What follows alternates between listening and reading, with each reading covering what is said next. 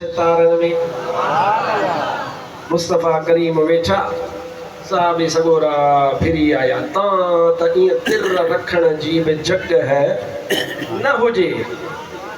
होॾां हज़रत सैयदना जरीर बिन अब्दुल्ला जी क़िस्मत जो सितारो चिमकियो आहे। जरीर बिन अब्दुल्ला जे दिल में हाणे इहा ॻाल्हि हिते रोकजा। हाणे होॾां हल हज़रत सैयदना जरीर वारो नालो खयो। हज़रत सैयदना जरीर जे दिल में ख़्याल थियो आहे हबीब अकरम सल्लल्लाहु अलैहि वसल्लम जो गुलाम वञी करे बणिजा। हज़रत सैयदना जरीर मस्जिद नबवी में आयो, पुछा कई त हबीब किथे आहे। ॿुधायूंसि हज़रत हबीब अकरम फिलाणे सहाबीअ जे घर दावत ते हबीब अकरम हलिया विया। सैयदना जरीर बिन अब्दुल्ला हलियो वियो, साम्हूं पुॻो आहे, साम्हूं घर जे दर ते बीठो आहे। मुंहिंजा भाउ अज़ीज़ अल्लाह जे हबीब अकरम सल्लल्लाहु अलैहि वसल्लम जी नज़र मुबारक हज़रत सैयदना जरीर बिन अब्दुल्ला जे मथा पई आहे। अरे आ गया जब मौज में कतरे से दरिया कर दिया, पड़ गई जिस पर नजर बंदे से मौला कर दिया। अल्लाह जे हबीब जी नज़र हज़रत सैयदना जरीर ते पई आहे। अंदर अचण चाहे थो पर अंदर जगह काने, खचा खच जगह भरी पई आहे।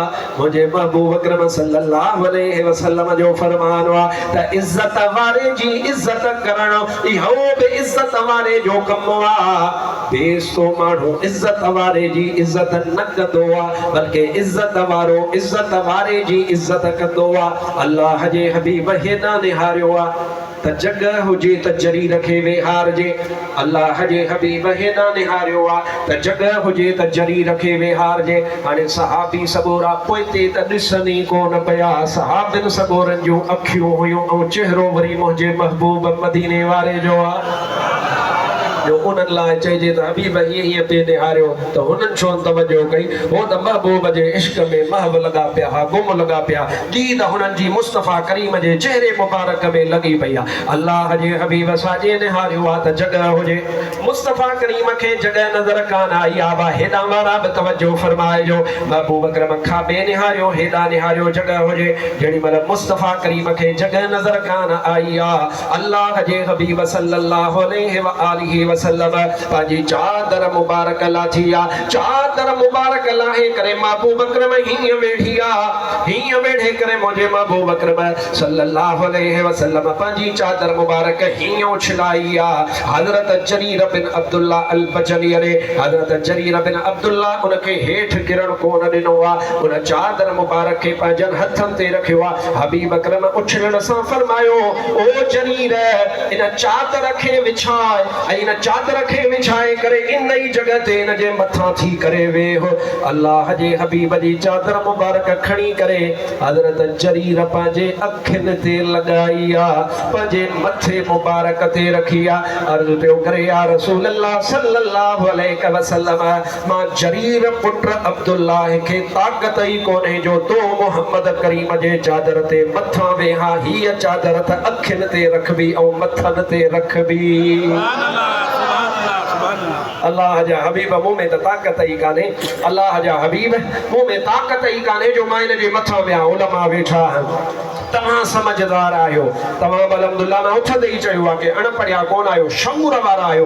अल्हम्दुलिल्लाह वहाबी जाहिल कोन आहियो, अल्हम्दुलिल्लाह शिया जाहिल कोन आहियो। अल्लाह तव्हांखे सुन्नत जमायत वारो अकुल फ़हम अता फरमायो आहे। मुंहिंजा भाउ, जेकॾहिं जरीर सुहिणो वेहे हा त वेहणो हराम कोन हो, हिलाल हो, हिलाल हो। अल्लाह जे हबीब पाण इजाज़त अता फरमाई आहे। अञा मुस्लमान बि कोन थियो आहे, हालत ॿी में आहे, इस्लाम वारी हालत में न आहे। अञा कलमो कोन भरियो अथई।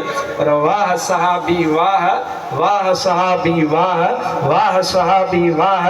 अञा तो ईमान ई कोन क़बूलियो आहे, मुस्लमान बि कोन थियो आहे, कलमो बि कोन भरियो अथई। पर तोखे पोइ बि ख़बर आहे त मुस्तफ़ा जे चादर जो अदब कीअं करणो।